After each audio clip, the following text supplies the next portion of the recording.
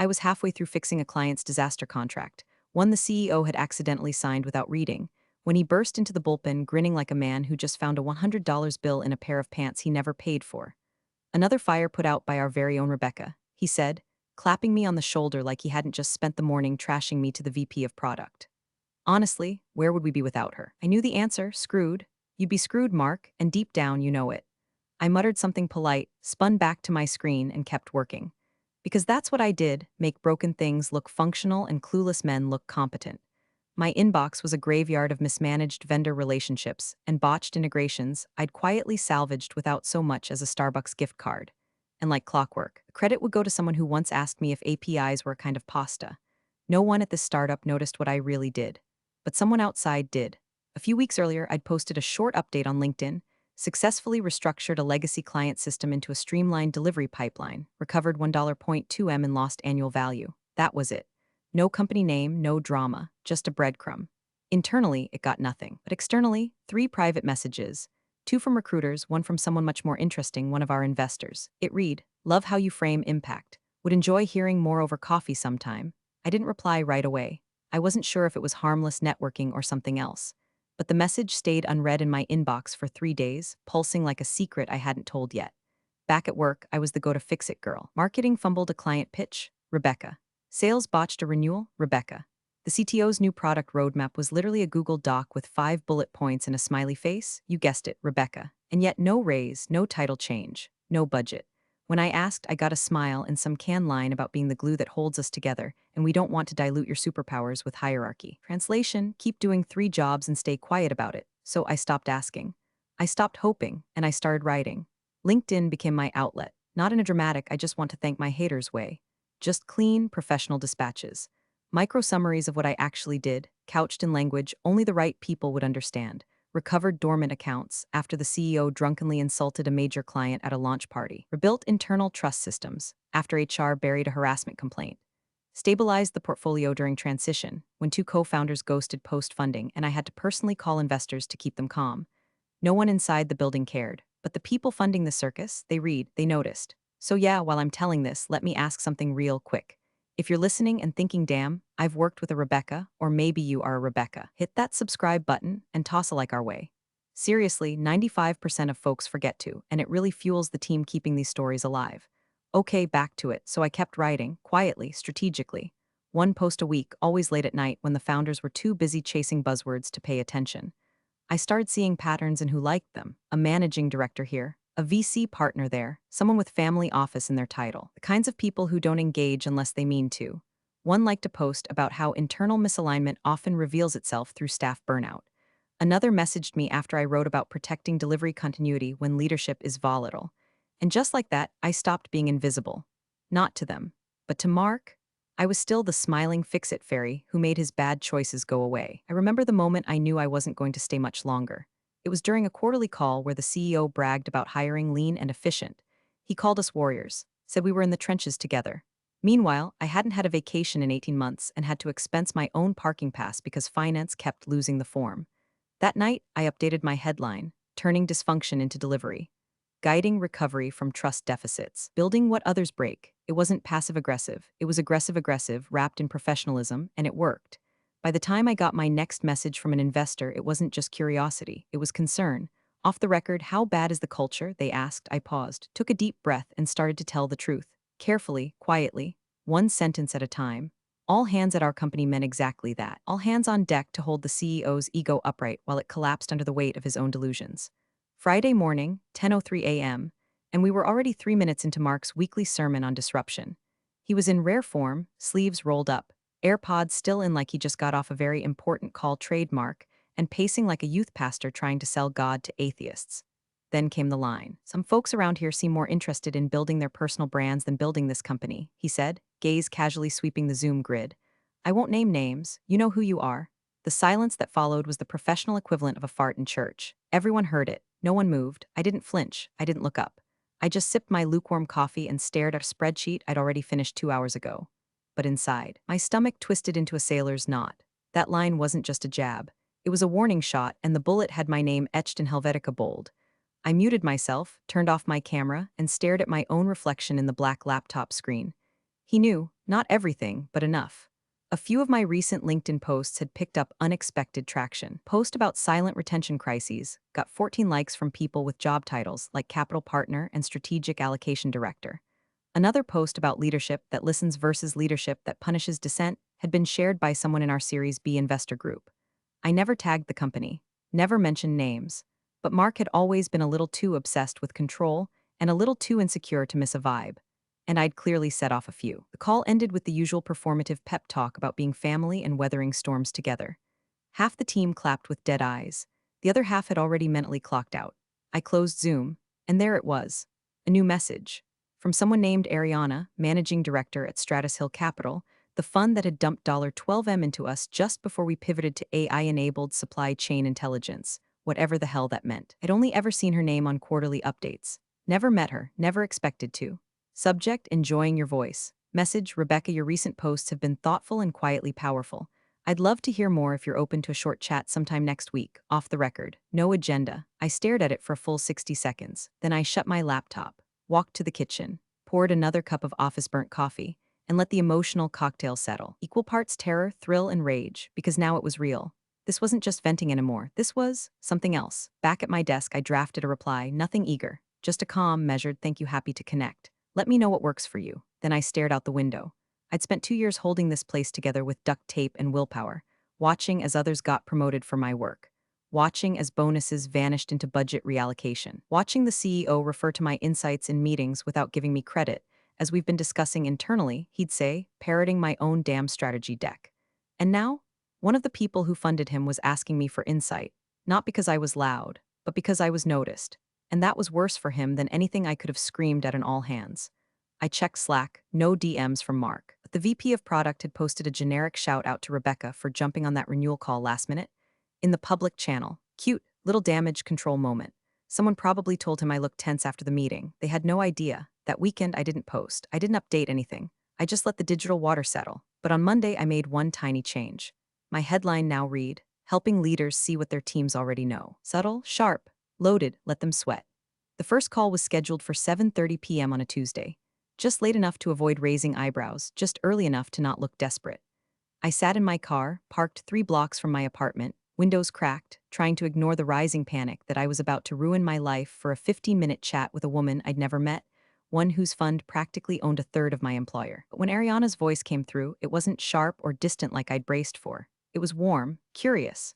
The kind of voice that doesn't waste words but pays attention when you do. I know this is out of the blue, she said, but I've learned to listen when someone signals signal through noise. I laughed before I could stop myself. I wasn't trying to signal anything. Then you're even better at it than I thought. What followed wasn't an interview, wasn't even a fact-finding mission. It was a conversation. About culture, leadership, how startups lose their way between seed and Series B. I didn't name names. I didn't whine. I just described the tension, how projects were prioritized by whoever shouted loudest, how accountability vanished up the chain, how the team morale was quietly rotting under performative optimism. She asked one question that cracked something open in me. Why haven't you been promoted? I froze. Then laughed again, this time bitter. Honestly, because I don't yell, because I make things look easy. Because when stuff breaks, I fix it before anyone above me notices it broke in the first place. A pause. Then she said, that's not a culture problem. That's a leadership problem. For a moment, I didn't feel crazy or dramatic or difficult. I just felt seen. That night, I lay in bed staring at the ceiling like it owed me back pay. I wasn't angry. I wasn't even plotting. I was just recalibrating, shifting, moving out of survival mode and into strategy. This wasn't about revenge, it was about accuracy. The next day, I accepted a few more coffee chats, some with angel investors, some with platform advisors I'd never heard of. All of them framed the same way: curiosity, context, no judgment, they weren't fishing. We're listening, and so I gave them perspective. Not gossip, not venting. Just high-altitude clarity about what it felt like to be the only adult in a room full of founders pretending to be boy geniuses with broken compasses. I even found myself defending Mark more than I expected. He's not evil. He's just afraid someone smarter than him might get credit.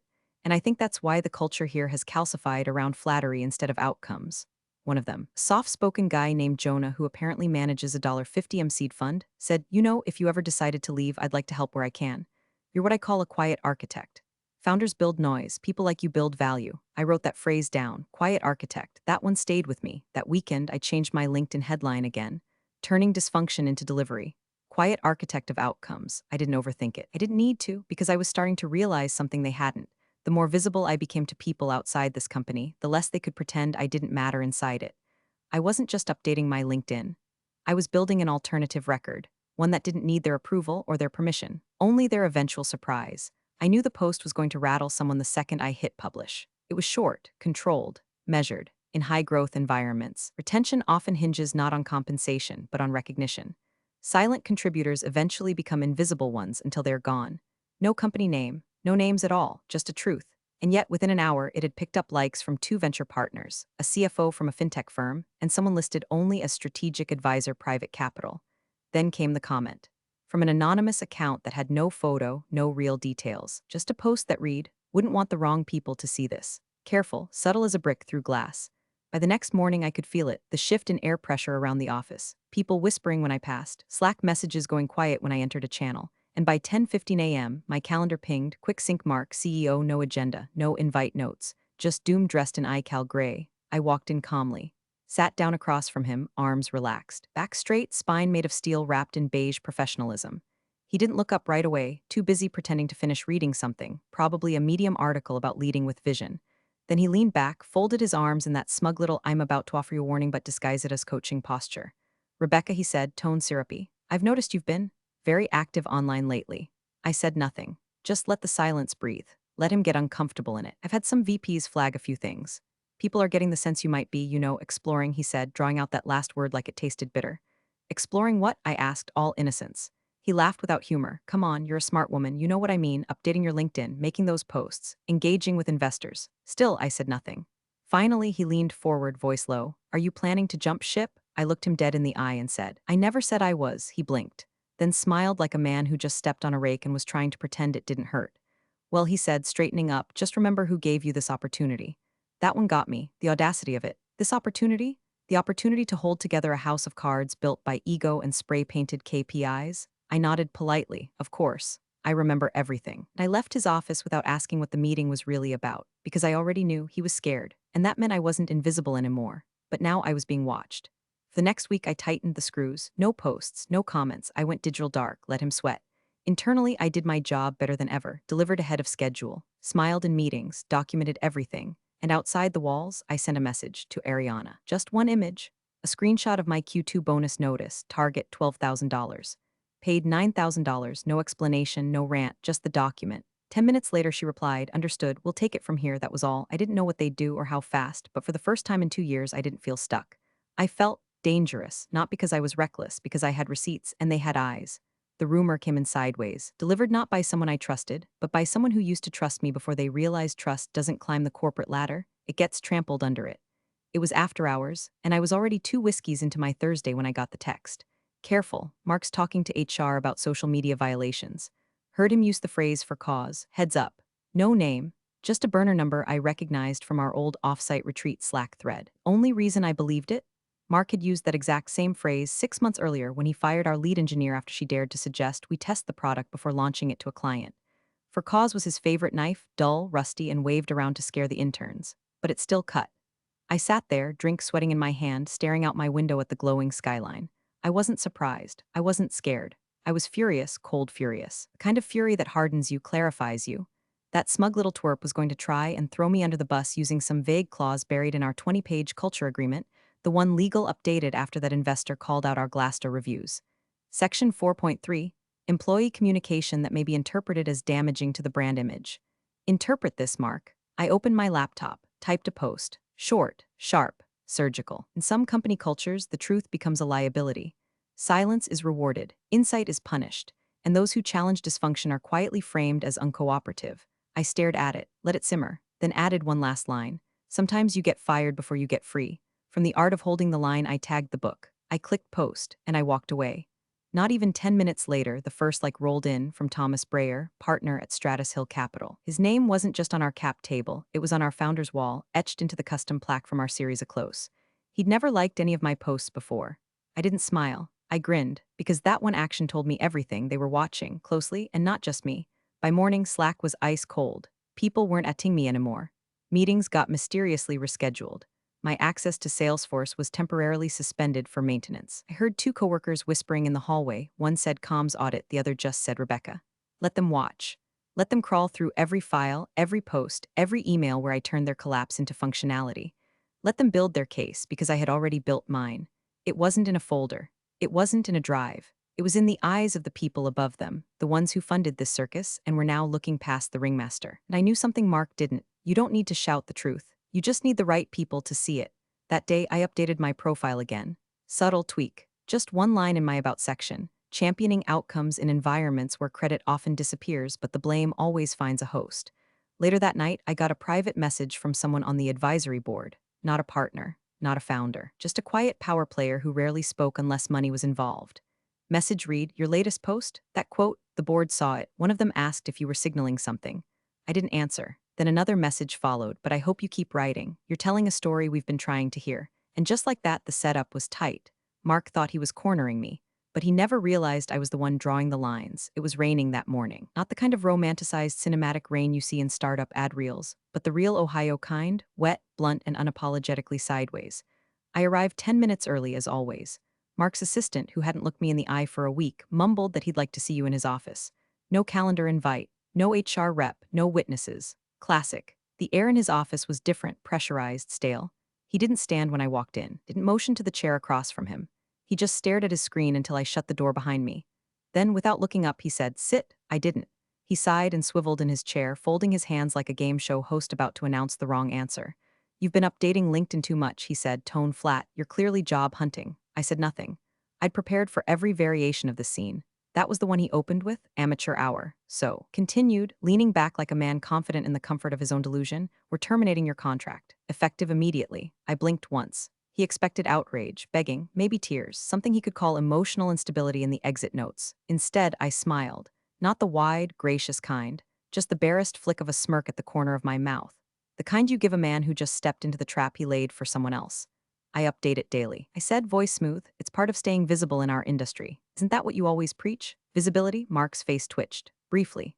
"I'll need your badge," he said. I handed it over. He reached for a paper folder like this was some sort of formal transition. But I was already turning. No need for folder theatrics. No fake thank you. No handshake. I walked out the door, crossed the bullpen under a dozen pairs of suddenly fascinated eyes, and went straight to my desk. The packing took 6 minutes. My plant, my notebook, the mug I got at our last holiday party that said teamwork makes the dream work. Oh, the bitter irony. My Slack access had already been revoked, so I didn't say goodbye. I didn't text anyone, not because I was broken, because I was done. I carried the box down the stairs myself, didn't take the elevator. I needed those 37 steps to absorb the burn, the churn, the last flickers of fury still smoldering behind my ribs. I didn't scream, I didn't shake, I just got in my car and exhaled, once. Then I opened LinkedIn, edited my bio, former company name, looking forward to what's next. I didn't say why I left, didn't need to. The silence was the story. Within 15 minutes, the post had 4 likes, 2 investors, 1 former client, 1 anonymous account that had never engaged before but always viewed my posts. I sat there, car engine still running, watching the numbers shift. Then I shut my laptop, leaned back in the seat, and let the rain drum out the final applause. Serenity? No, it was the eye of a storm I hadn't even started yet. 2 hours, that's how long it took. From the moment I stepped out of the building and into the storm-drenched parking lot to the first thunderclap over Mark's porcelain empire. I was sitting in a booth at a little diner across the street, the kind of place with cracked vinyl seats and a waitress who calls everyone Han without needing a reason. My phone was flipped face down on the table beside a plate of cold fries and a half-drunk coffee that had long since turned bitter. I wasn't scrolling. I wasn't refreshing. I wasn't waiting because I knew. At 1:12 p.m., a text came in from someone I hadn't spoken to since our series of funding round, one of the junior partners from a boutique VC firm that had originally been pulled in to syndicate the tail end of our investment stack. Barely 30, whip-smart, and far more observant than anyone gave him credit for. "Just a heads up, Series B call canceled." Something spooked the lead. "Terms are being reevaluated." I stared at it for a moment, not with glee, not with vindication, with clarity. This wasn't just a tremor. It was the beginning of an aftershock. 30 minutes later, the whispers began to echo through the corporate grapevine. Screenshots leaked into private channels. Calendars were suddenly emptied. Emails went unanswered. Someone noticed the CEO's calendar had changed from Series B signature call to emergency board check-in. A sales lead posted a cryptic tweet and then immediately deleted it. A client call was abruptly rescheduled with no new date at this time. By 2:47 p.m., the nail drove in. Stratus Hill Capital, our primary backer, our golden goose, formally pulled the term sheet. The language was sterile, surgical. In light of recent indications of internal misalignment and unresolved leadership concerns, you're pausing forward movement on the Series B transaction until further notice. This decision reflects our commitment to funding stability, transparency, and sound governance. Translated, they smelled the rot and they weren't going to touch it. By 3:10 p.m., the panic had fully taken hold. My ex-coworkers started texting. Not the loyalists, those had gone silent, but the quiet ones. The ones who'd always given me a nod in meetings, or stayed a few seconds longer in Zoom just to say thanks after I'd untangled someone else's mess. Something's happening. Did you know about this? Mark looks like he's about to throw up. One message just said, "You okay?" I was more than okay, I was free. At 3:26 p.m., my phone buzzed again. Unknown number. Message read, "It happened. You were heard. No name, no context, just that." But I knew who it was from the cadence, the calm. One of the junior partners I'd spoken to in those back-channel chats.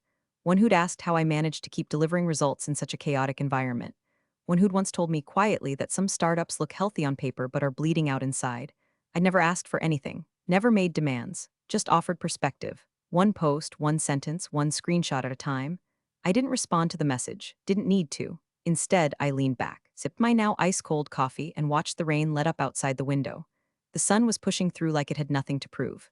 Neither did I. And somewhere in some boardroom bathed in glass and ego, Mark was staring at a blinking cursor in a funding email that had gone from congratulations to "we regret to inform." I didn't take him down. I just let the truth breathe. By Monday, the building no longer echoed with that forced startup optimism. You know the kind. A enthusiasm glued together by Lacroix and mandatory Slack reactions. It was gone, replaced with door slams, low voices behind glass walls, and the distinct stench of impending collapse, the kind that doesn't roar in but creeps like mold under the floorboards. Mark had stopped showing up to stand-ups. Instead, he was barricaded in his office, barking at legal and demanding to know who talked. He'd already accused the VP of product, the director of ops, even one of the engineers who once dared to suggest we back up the server more than once a month. His paranoia wasn't surgical, it was sloppy. Wild accusations, panicked texts, after-hours calls that reeked of desperation and cold sweat. His assistant? She quit Tuesday morning. No notice. Just left her badge on his desk with a post-it note that said, "Good luck." I almost sent her flowers. HR tried to pretend they had no idea why I'd been terminated. "Policy review pending" was their new catchphrase. One person told me off record that they'd been asked to retroactively find something that would justify Mark's decision. But every clause they dug up was full of holes. The social media line item in the handbook? Vague, never enforced, not a single documented infraction. Meanwhile, the board had caught the scent of blood in the water. By Wednesday, an actual board representative had flown in from New York. Not a call. In person, which in our world is code for someone's about to get sacrificed. They didn't announce the meeting, didn't hold it in the big glass-walled conference room. It happened in legal's office, door shut, blinds drawn. The only clue it occurred at all came from the legal associate who quietly booked a hotel near the office just in case this runs long. But the real detonation didn't come from a Zoom call. It came from the trash. Specifically, my email trash folder. I hadn't told anyone I'd left it there. It wasn't a manifesto. No angry monologue. Just a clean, 3-page document titled, "Exit Memo Rebecca Hawthorne Final Doc XCOM," factual, timestamps, names, a list of incidents, each with a brief summary and attached email threads, a spreadsheet with missed bonuses. A Slack screenshot from the time Mark joked that diversity hires are great until they start asking for raises. And at the bottom, one sentence, "This document is not intended for external distribution unless legally compelled. But should the question ever arise, I'd rather be thorough than quiet." Someone in IT had flagged the file during an account archive. Someone else in legal read it, and now the board was reading it too. What followed wasn't chaos. Not the loud kind, anyway. No screaming. No press releases, just decay. Department heads began requesting clarity on leadership direction. Slack channels started showing signs of fracture. Teams creating private groups, deleting old threads, removing admins from shared workspaces. Two key clients quietly asked to pause upcoming contracts. Recruiters I hadn't spoken to in months messaged me with one question: "Did something happen over there?" The cracks weren't hypothetical anymore. They were operational. Revenue wasn't the issue. Trust was, and Mark? He was pacing the office like a condemned man still waiting for his final meal. The best part? I wasn't even in the building. I was at home, feet up, coffee warm, laptop open, watching the edifice fall without touching a single brick. The boardroom was glass-walled, high-ceilinged, and suddenly silent in all the wrong ways. No one wanted to speak first. Not after the term sheet was yanked. Not after the senior partner from Stratus Hill canceled the fundraising roadshow and showed up in person with his coat still damp from the plane. Mark sat at the head of the table, gray at the temples and sweating through his quarter zip. He looked smaller now, not physically but less somehow, like someone had dimmed the brightness on him. "Let's be clear," he said, trying to sound calm, but missing by a mile. We were blindsided. Whatever concerns you're hearing from your teams are exaggerated, misinterpreted. HR is handling the Rebecca situation internally. That's enough, came the voice from the far end of the table. Thomas Breyer, lead investor. Normally unreadable, today, ice. He reached into his leather portfolio and pulled out a single sheet of paper. It was a printout of my LinkedIn post, the one I'd written just days before Mark fired me. Sometimes the most dangerous dysfunction isn't the one that breaks things, but the one that repackages broken systems as normal and punishes those who try to tell the truth. Breyer laid it flat on the table like a courtroom exhibit. She didn't jump ship, he said, voice even. She was trying to signal us, quietly, carefully, and you ignored it. Worse, you punished her for it. Mark opened his mouth, closed it, then tried again. With respect, Thomas, this is one person's narrative, and while she was competent, he had reason to believe she was sowing instability. Some of her posts bordered on insubordination. HR flagged them. Breyer stood, just like that. Stop, he said. Please, just stop. Mark's jaw tightened, but he didn't speak. Breyer picked up the paper again, folded it with precision, and slid it back into his folder. You were given someone who quietly turned dysfunction into performance, who kept delivering while your leadership team played musical chairs with blame. She never asked for a raise, never asked for a title. She asked to be heard. He looked around the room. No one here listened. The silence was complete now. No one even breathed. Breyer continued. She gave us a chance to fix the problem from the inside. You fired her for being visible, for having a voice. Then came the final blow. Our funding follows trust, he said, buttoning his coat. And she's the only one here who had any. He left the room. Mark didn't follow. No one did. They just sat there, frozen, as the glass walls echoed with the quiet consequences of being exactly who they thought they'd never become. Across town, I was sipping a black coffee at a quiet cafe. No laptop, just a paperback and a view of the street. My phone buzzed once. A new message. From Stratus Hill Capital, subject. Portfolio Advisory Board Opportunity Body. We'd be honored to have your voice in the room. Let us know if you're open to discussing. I looked at it, smiled, and tapped accept. No fanfare, no speech. Just one quiet woman with receipts, resolve, and finally, respect. Appreciate you sticking around, you legends of the break room. Subscribe for more chaos. Let's make your old managers spill their coffee in fear.